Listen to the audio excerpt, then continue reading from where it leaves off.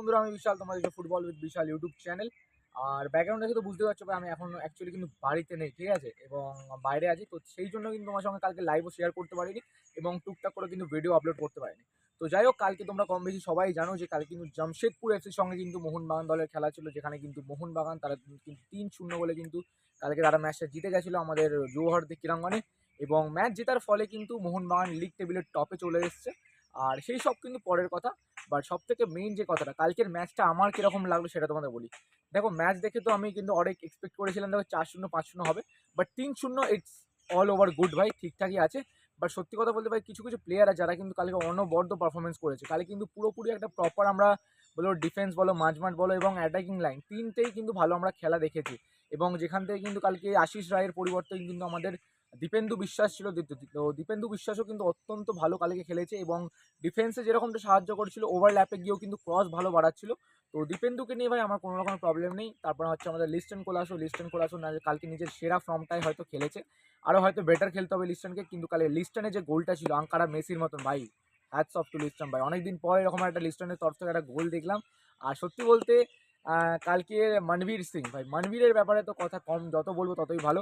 এই যে মনবীর যে প্লেয়ারটি, এই প্লেয়ারটি কিন্তু নিজেকে আস্তে আস্তে এতটা সুন্দরভাবে তুলে ধরছে। মানে যে আমরা আগের মনবীরকে চিনেছি আর এখনকার মনবীরকে, মনবীর এখন কিন্তু নিজের খেলাটা প্রচুর পরিমাণে ইমপ্রুভ করেছে। যেরকমটা মনবীর ডিফেন্সে সাহায্য করছে, তার সাথে সাথে কিন্তু আফ্রন্টেও সাহায্য করছে।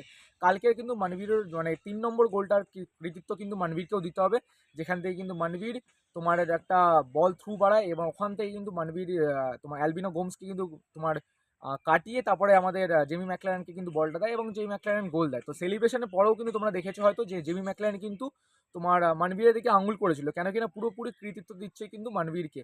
আর ম্যান অফ দ্য ম্যাচ তো ভাই অবভিয়াসলি মনবীর হয়েছে। তো অল ওভার ম্যাচ নিয়ে যদি বলি ভাই, কালকে একটা প্রপার আমরা ভালো একটা ম্যাচ দেখেছি। বাট কিন্তু ব্যাপারটা হচ্ছে সবাই ভালো খেলেছে, কাউকে আমি খারাপ বলবো না। তো বিষয়টা হচ্ছে এখনও যে গ্রেগ স্টুয়ার্টের কিন্তু অভাব কিন্তু আমরা এখনও দেখতে পাচ্ছি। পার্সোনালি আমি কিন্তু দেখতে পাচ্ছি, আমি জানি না তোমরা দেখতে পাচ্ছ কি দেখতে পাচ্ছ না।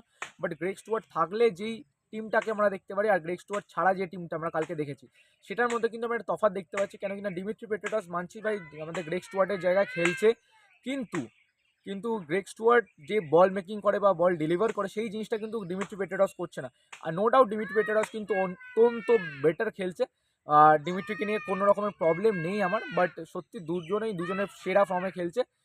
ডিমিট্রি পেট্রাস আরও ভালো খেললে হয়তো বেটার হয়, বাট কালকে ম্যাচে অত্যন্ত ভালো খেলেছে।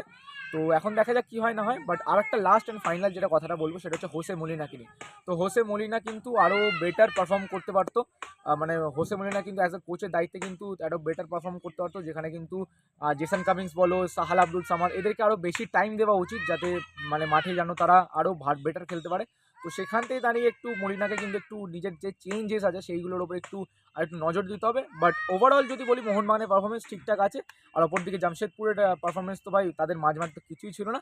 তো যাই হোক ভাই, আমি কম বেশি তোমাদের সঙ্গে শেয়ার করলাম। আশা করি তোমাদের ভিডিওটা ভালো লেগেছে। তো ভিডিওটা ভালো লেগে থাকলে অবশ্যই লাইক করবে, শেয়ার করবে। আর চ্যানেলে প্রথমবার আসলে অবশ্যই সাবস্ক্রাইব করে লাইক করে কিন্তু শেয়ারটা করবে। চলো বন্ধুরা, টাটা, দেখা হচ্ছে অন্য একটা ভিডিওতে। চলো, জয় মোহনবাগান।